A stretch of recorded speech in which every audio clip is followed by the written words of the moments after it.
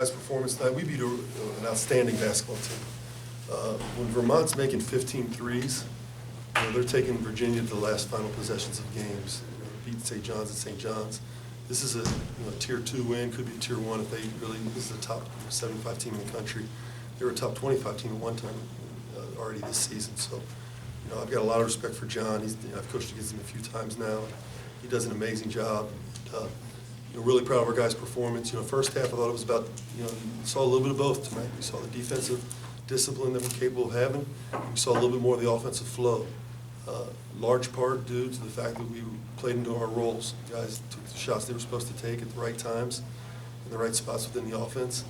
I thought defensively we were really anchored by Trey Scott and Jaron Cumberland. In fact, I thought our defense really suffered when Jaron went out. He's really become a really good one-on-one defender. And Keith Williams, those guys did an outstanding job defensively on their two main guys in Lamb and Smith.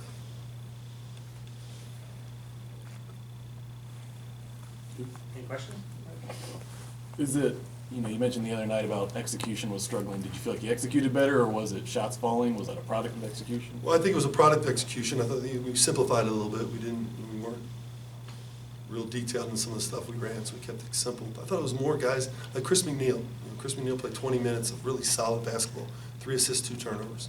We had 16 assists, 11 turnovers. That's 2 straight games of 11 and 12 turnovers against 2 really good defensive teams. Vermont's a top 50 defensive team. So I thought guys made the right decisions. Trey Scott started to take a shot we don't want him taken, and then made the right decision by getting to the rim and making a pass, or getting to the rim and getting fouled.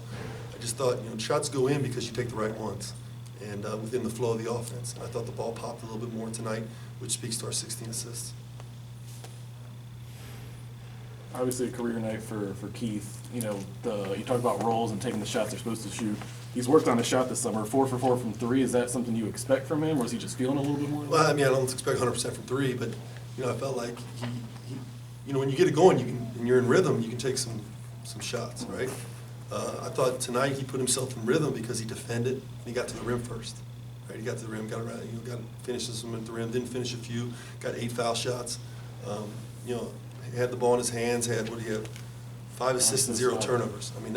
We put the ball in his hand late in the game because he was doing such a great job of making decisions. Getting the ball into Chris Vogt's a priority for us. So when we got guards coming off the screens, we got to hit him when he's open.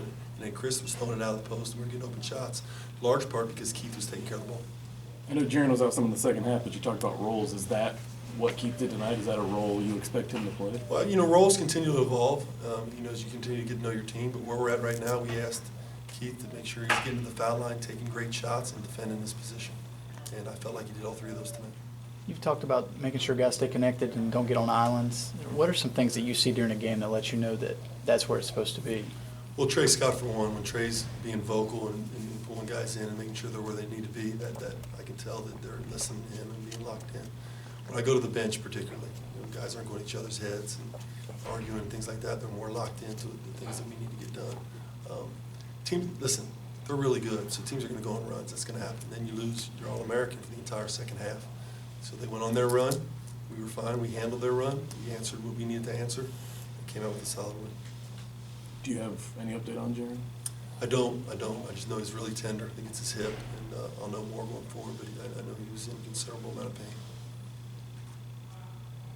How much focus was on stopping Anthony Lamb, and how good did they do on the scouting report of where he likes to pass, the spin move he likes to use? It looked like they, at least early, were one step ahead of him. No question. We wanted bodies around him. We wanted to make the game hard. Our thing was make him a passer and make the game hard on him.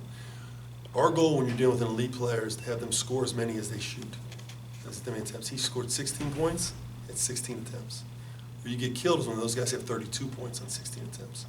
And so our guys did a big part of his Trey. He really sat in the guard. JD just had some freshman moments, a little bit guarding, didn't sit on his right hand, and some things he's got to get better at, take the next step. But I thought our guys did an outstanding job following the scouting. The scouting report was Anthony Lamb and the Smith kid. And I thought our guys, between those 2 guys, they were 10, 11, 11 for 31. So you're going to win games when the top 2 scorers in the opposing team are 11 for 31. Trey was a good rebounder last season, but he definitely seems to have taken it to another level this year. What do you feel specifically he's doing that's helping him out there? Well, he's focusing on it. I think the thing that we talked to Trey about is he needs to be the leading rebounder in the conference. So put your focus and emphasis there. Don't worry as much about scoring. Defend and rebound. And you'll be the best version of yourself, and our team will be better for it. I think he's starting to understand that. Any other questions? Thanks, guys. Thanks, Coach.